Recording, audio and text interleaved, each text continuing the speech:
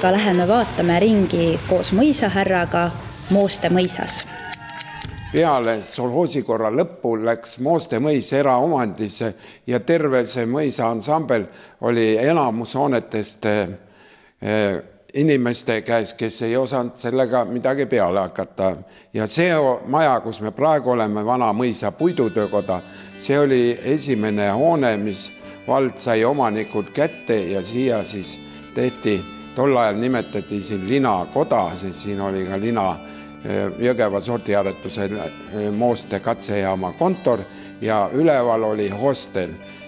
Ja selle maja olukord oli ka selle tühjaks seismise järgi kõige hullem. Siin ei olnud aknaid ees, põrandaid all, külmakerged hakkasid juba tekitama siin ukse ja akende kaartele mõrasid, nii et see maja oleks, kui ta oleks veel tühjalt seisnud mõne aastaga, hakanud juba kokku varisema.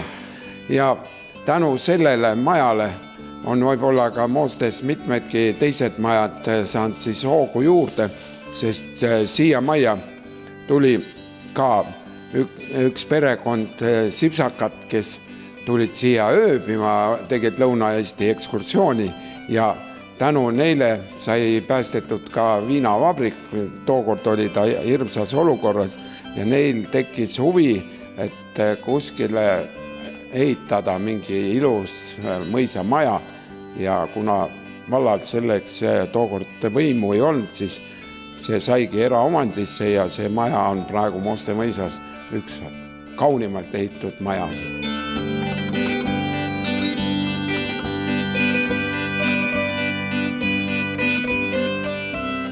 Eelmise sajandi algul, kui Mooste mõisnikul Nolkenil tekkis plaan Mooste mõisad kõvasti arendama hakata ja palju uusi hooneid ehitada, siis oli vaja ka mõisale ehitada saekaater ja kuna siin vett ei olnud, siis ehitati aurukatlal saekaater ja auru jätkus, hiljem ehitati juurde ka veel veski.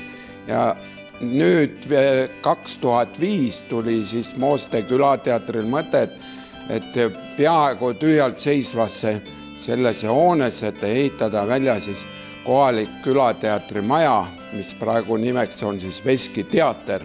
Ja 2006.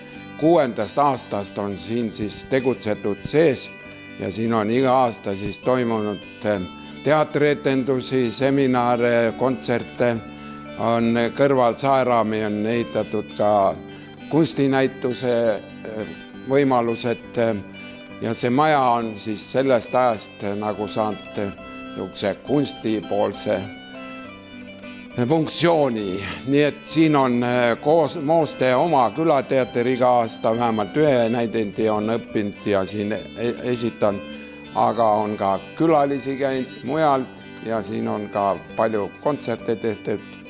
Kui on ka Mooste volgipäevad, siis on siin 2 saalis tavaliselt kontserdid, et see maja on saanud nagu Mooste mõisa üheks osaks, kus elu käib. Nüüd oleme majas, mis võib-olla on Mooste mõisas kõige tootlikum maja. Siin asuvad siis Saviuku maja kontor ja näidiste saal ja Saviuku maja tegeleb siis savi- ja lubjakrohvidega ja telliskividega ja teises otsas majal asub siis puidu restaureerimise ja vibumeistri töökoda. Seal on siis vana aja maja, on ka tuntud majade restaureerija ja siin on nende siis puidu töökoda. Selle maja oli vanasti hobuse tall ja selle majal võib-olla on ka huvitav ehituslik pool see, et sellel majal on uus maja sisse ehitatud, sest tall võis olla ka külmem, aga siin, et see maja püsiks soojana, siis on uus maja päris sees. Ja selle maja võib-olla need, kes siin on ka Moostele võib-olla kõige rohkem siukest nime teinud. Siin on krohvijad ja segud, savi ja lubjasegud tootjad ja kes on isegi üle Eestimaa käinud Kataris krohvimas lubjakrohviga šahimaju. Nii et siin on mida vaadata, siit on mida osta, siin on millega tegelda. Nüüd oleme vanas Moonakate elamus ja Meieri majas.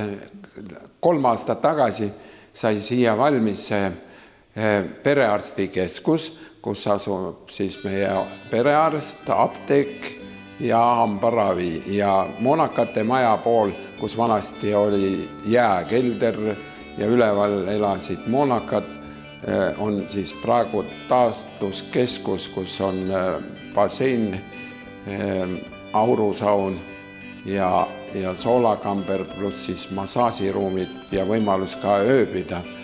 See maja oli ka väga halvas olukorras, aga nüüd on siin leidnud terve maja funktsiooni ja seda kasutatakse päris aktiivselt ja me loodame, et ka perearstikeskused väikestesse keskustesse nagu Mooste tänu siukesele uhkele majale ikkagi püsib siin, et ei kao siit maalt ka perearstikeskused ära. Siin oleme ka kasutanud, kus on ka juba näha kohalikku materjali, meie oma Saviuku maja savikrohviga on siin tehtud palju ruume, on ka aknaääri tehtud, nii et siin oleme juba kasutanud kohalikku ehitusmaterjali ja vana ehitustraditsiooni.